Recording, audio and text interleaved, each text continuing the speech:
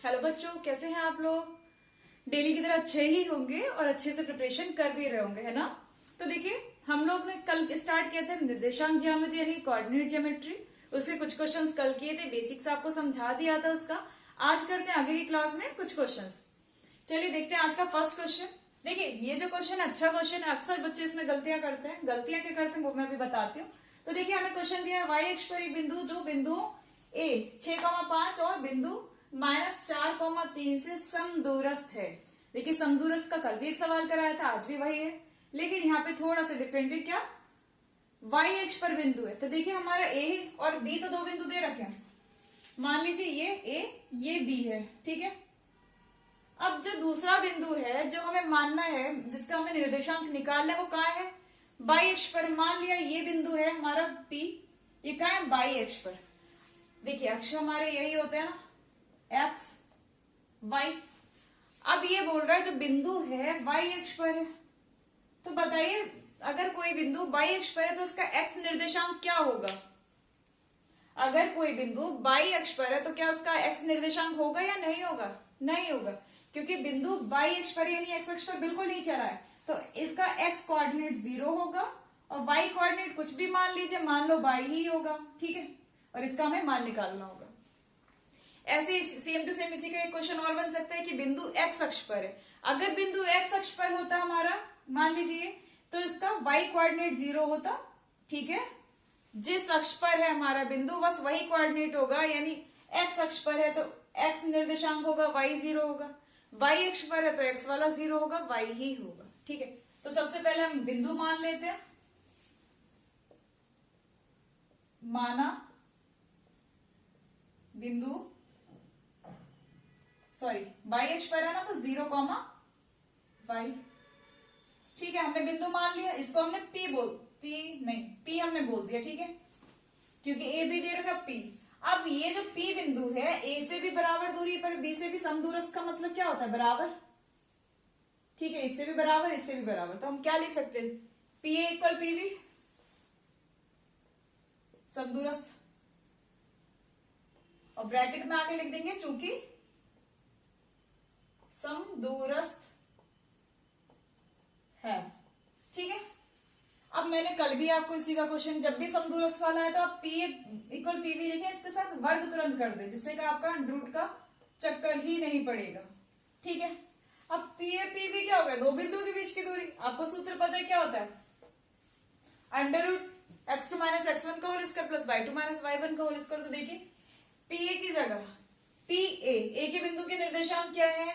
जल्दी से लिख देते हैं यहीं पर, 6,5, और पी के क्या है? 0,y, और बी के क्या है? 4 ठीक है। ये तो हमारे बिंदु देते। अब हमें पी ए निकाला, तो पी ए हमारा क्या होगा?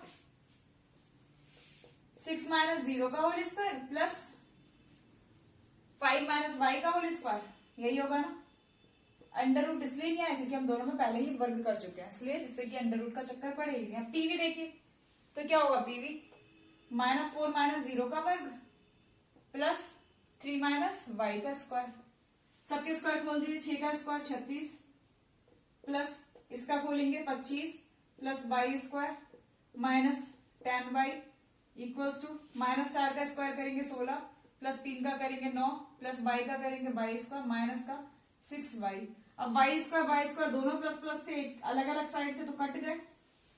अब जोड़ दीजिए, 36 और 25, 6 5 11, 3 2 5 और 1 6 61 माइनस 10y इक्वल्स टू 16 और 9 25 माइनस 6y। y वाले को एक साइड लिया, माइनस का 10y इधर पहले से ही था, माइनस का प्लस हो गया, इधर आ गया 6y। 25 उधर था ही, 61 प्लस का था, उधर गया माइनस का हो गया, घटाइए, -10 प्लस 6 माइनस का 4, क्योंकि 10 में से 6 घटाएंगे 4 आएगा, लेकिन जो संख्या बड़ी होती है उसी का चिन्ह लगाएंगे। इक्वल्स टू 25 में से 61 घटेगा नहीं, तो 61 में से 25 घटाएंगे, 11 में से 5 गए 6, 5 में से 2 गए 3, लेकिन माइनस का माइनस कट गया, तो y इक्वल टू कितना आ गया? 36 बटे 4, तो 4 में तो हमारा y आ गया 9। तो अतः बिंदु हमारा क्या होगा? फट से आप बिंदु लिख सकते हैं, क्या होगा बिंदु? अतः बिंदु P इक्वल होगा 0,9। जो क्या है ए और बी दोनों से समदूरस्थ। तो ध्यान रखिएगा इस टाइप का सवाल आ जाता है, कभी एक्स अक्ष तो कभी वाई अक्ष। जो भी अक्ष अगर आपको बोल रहे हैं तो उस जैसे वाई अक्ष पर था तो वाई निर्देशांक तो होगा, लेकिन उसके अपोजिट यानी एक्स हमारा 0 होगा। चलिए देखते हैं अगला क्वेश्चन। देखिए सवाल है वह अनुपात ज्ञात कीजिए जिसमें बिंदु ए और बी को मिलाने वाला रेखाखंड एक्स अक्ष से विभाजित होता है, यानी जो ए और बी बिंदुओं को मिलाने वाला जो रेखाखंड है वो एक्स अक्ष से कटता है, यानी जहां पर कटता है वो विभाजित करता है वो एक्स अक्ष है। इस विभाजन बिंदु के निर्देशांक ज्ञात कीजिए, मतलब जो बिंदु है विभाजन बिंदु वो कौन सी अक्ष पर है, एक्स अक्ष पर। अब फिर से उसी टाइप का क्वेश्चन आ गया, एक्स अक्ष पर बिंदु है तो हम बिंदु क्या मानेंगे, x, 0, क्योंकि इसका y निर्देशांक 0 होगा। तो हम सॉल्व करते हैं, लिख लेते हैं, माना बिंदु x, 0 है जो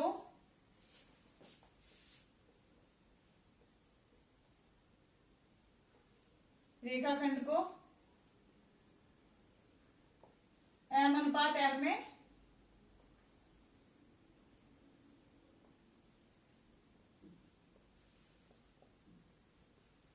देखिए ये क्वेश्चन आपका दो तरह से आ सकता है। इसमें तो आपको पूछ लिया विभाजन बिंदु के निर्देशांक ज्ञात कीजिए। एक क्वेश्चन इसी का आपका सेम बन सकता है कि एक्स अक्ष से विभाजित होता है, आपको क्या निकालना है, उसका अनुपात निकालना है, किस अनुपात में विभाजित करता है। तो दोनों क्वेश्चन ही इसी में मैं करा दे रही हूँ, आपको किसी भी टाइप का क्वेश्चन आ सकता है। तो देखिए बिंदु हमने मान लिया, विभाजन बिंदु का फॉर्मूला आपको पता ही है, ए हमें दे रखा है, ए कितना दे रखा है -4, -3, बी कितना दे रखा है 5, 2। तो देखिए हमारा फॉर्मूला क्या होता है, और हमारा जो ये हमने माना है P, तो हम क्या लिखेंगे P x, 0 इक्वल्स टू विभाजन बिंदु का फॉर्मूला क्या होता है m अनुपात n है ना। तो देखिए मान लेते हैं ये हमारा A, ये हमारा B, ठीक है, और ये जो कट कर रही है x अक्ष, ये किस में कर रही है, पहले तो हमारा ऐसा नहीं होगा, हमारा ऐसे होगा A B, एक्स अक्ष हमारी यही होगी, ये जो कट कर रही है इसको हमने P बोल दिया, किस रेशो में, m और n में, ठीक है।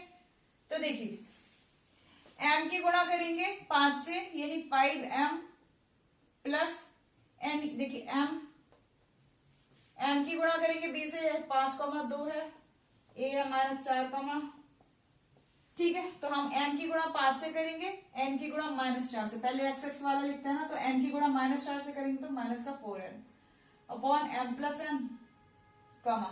अब y वाले लिखेंगे m की गुणा 2 से करेंगे, यानी 2m, और n की गुणा -3 से तो -3n upon m plus n। अब देखिए हमें पता है हमारा दूसरा वाला निर्देशांक 0 है, यहाँ y 0 है और x तो होगा कुछ। अब y 0 तो हम क्या करेंगे, इस वाले को इसके बराबर कर देंगे, क्योंकि कभी दो बिंदु अगर बराबर है तो उसके दोनों निर्देशांक आपस में बराबर होंगे, यानी y बराबर जी। तो हम क्या लिखेंगे 2m -3m upon m plus n equal होना चाहिए 0 के। तो यहां से 2m -3m इक्वल हो गया 0 के, तो 2m इक्वल 3m उधर गया, तो m upon n equal to कितना हो गया, देखो m तो इधर है, n इसके नीचे आ गया, 3 तो इधर पहले से था, 2 इधर आ गया, तो हमारा m अनुपात n कितना आ गया 3:2। अगर आपसे केवल अनुपात पूछ रहा है तब तो आप यहीं तक छोड़ देंगे, लेकिन हमें क्या पूछ रहा है, बिंदु पूछ रहा है, तो हमें बिंदु, अभी देखा आपने इसके बराबर रखा तो हमें अनुपात आ गया। अब इसके बराबर रखेंगे, यानी x बराबर करेंगे 5m -4n upon m plus n। हमें m पता है 3, n पता है 2, रख दीजिए 5m की जगह 3, यानी 5 या 15 -4 दूनी 8 बटे 3 प्लस 2, यानी 5 हो गया, 3 प्लस 2 5, 15 में से 8 गए 7 बटे 5, ये हमारा x आ गया, ठीक है। लेकिन हमसे केवल x नहीं पूछ रहा था, बिंदु हमारा क्या होगा,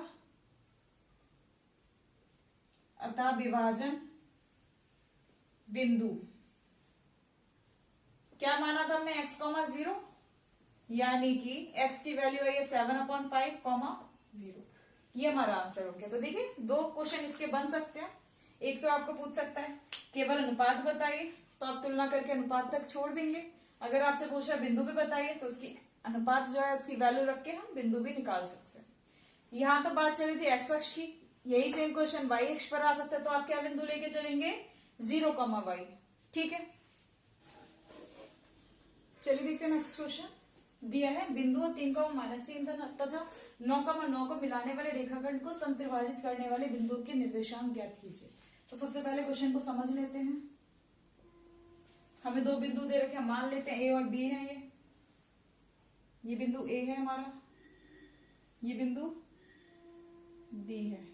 ए है हमारा 3,-3 और बी है हमारा 9,9।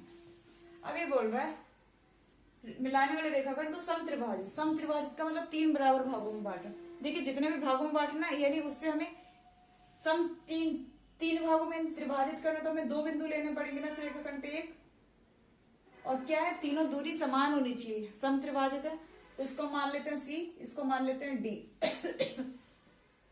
यानी अलग अलग देखा जाए तो एक एक एक बराबर बराबर होंगे। ठीक है, लेकिन जब अगर हम सी बिंदु की बात करें, पहले हम सी को निकालेंगे।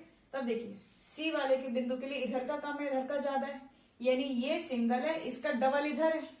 जब हम सी की बात करेंगे तब इधर 1 है और इधर 2 है।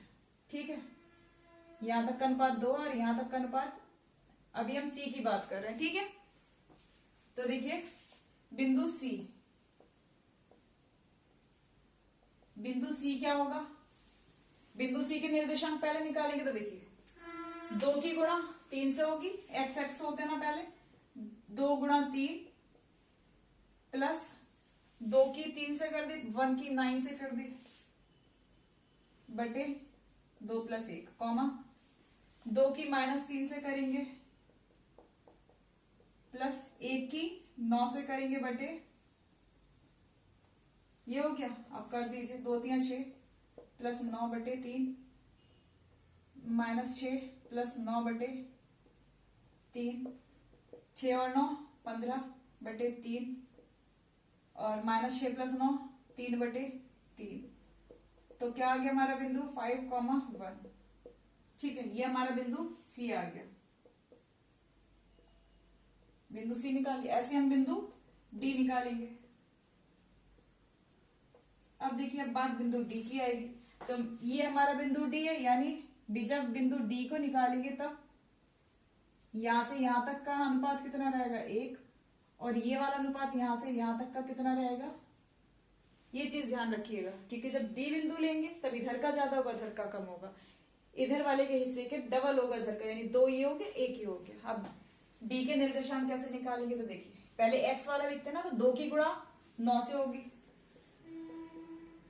प्लस 1 की गुणा 3 से कर दी, बटे नीचे तो वही रहेगा 2 + 1 कॉमा 2 की गुणा y से करेंगे, यानी 9 से, 1 की गुणा -3 से करेंगे, बटे 2 + 1। तो जल्दी से देखते हैं, 2 × 18 प्लस 3 × 3 बटे 3, 2 × 18 -3 × 3 बटे 3, 18 × 3 21 बटे 3, 18 - 3 कितना होगा 15 बटे 3। अगर हम दोनों को भाग करेंगे 3 × 7 = 21, 3 × 5 = 15, तो ये हमारा डी के निर्देशांक हो गए। तो समझ रहे हैं समत्रिभाजित कैसे किया। इसी का सेम टू सेम क्वेश्चन एक और बन जाता है कि आपको 2 बिंदु दे दिए ए और बी, इसको 4 बराबर भागों में बांटिए। ठीक है, ए के निर्देशांक आपको दे दिए, बी के दे दिए। तो सबसे पहले देखिए 4 बराबर भागों में बांटना। तो देखिए एक तो इसका सबसे पहले मध्य बिंदु निकाल लेंगे। मध्य बिंदु हमने बताया कि एक्स एक्स वाले जोड़े x1 + x2 बटे 2, y1 + y2 बटे 2। तो सबसे पहले आप सी निकालेंगे मध्य बिंदु, फिर जब सी आ जाएगा, मान लीजिए आ गया, फिर इन दोनों का मध्य बिंदु ये आ जाएगा, ये निकाल लेंगे, इन दोनों का मध्य बिंदु ये निकाल लेंगे। ठीक है, 3 बिंदु आ गए, यानी आपको सम 4 बराबर भागों में होंगे, 1 2 3 4। तो जब भी 4 बराबर भागों में आए तो क्या करेंगे, मध्य बिंदु ही आपको निकालना है। पहले इन दोनों का मध्य बिंदु, फिर इन दोनों का मध्य बिंदु, फिर इन दोनों का मध्य बिंदु, हो गया। चलिए जल्दी से देखते हैं आज का लास्ट क्वेश्चन। देखिए आपको क्वेश्चन दिया, यदि बिंदु ए बी सी सररेख है तो के का मान ज्ञात करिए। सररेख की कंडीशन आपको बताई थी। 2 मेथड है, या तो आप त्रिभुज का क्षेत्रफल 0 दिखा दीजिए, या तीनों भुजाएं निकालिए और दिखा दीजिए बड़ी वाली भुजा बाकी दोनों भुजाओं के योग के बराबर। लेकिन यहाँ भुजा तीनों निकल नहीं सकती क्योंकि यहाँ पे एक अज्ञात है, आपका नोन है के की वैल्यू पता होती तो हम कर सकते थे। यहाँ के की वैल्यू नहीं पता तो हम कौन सा मेथड लगाएंगे, त्रिभुज का क्षेत्रफल वाला। ठीक है, तो हम क्या लिखेंगे, चूंकि